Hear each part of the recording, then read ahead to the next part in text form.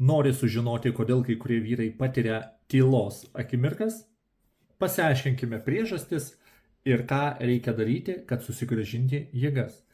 Visų pirma, pagrindinė yra priežastis – kraujotaka. Kraujotaka, todėl kad į mažąjį dubenį priteka per mažai kraujo, o kadangi, kad vyras nepatirtų tylos akimirko, tas daiktas turi būti tvirtas, žirgas tarp kojų turi būti tvirtas, eiklus, reiškia, per arterijas pritekantis kraujas turi užsilaikyti žirge, reiškia, venos turi susispausti ir neleisti kraujui ištekėti.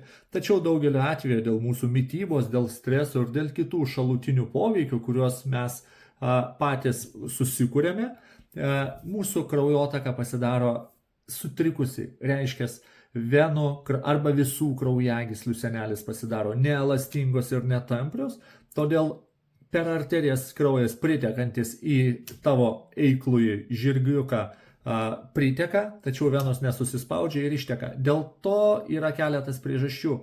Kaip jas pasiaiškinkime individualiai ir kaip išspręsti ir sugrąžinti jėgas, pasiaiškinkime individualiai. Iš tikrųjų, tu nusipelnai to, kad tavo eiklusis žirgas dar šuoliuotų ilgai ir ne vieną dešimtmetį. Tačiau savo veiksmais turi pats apriboti tai, ką kartais darai.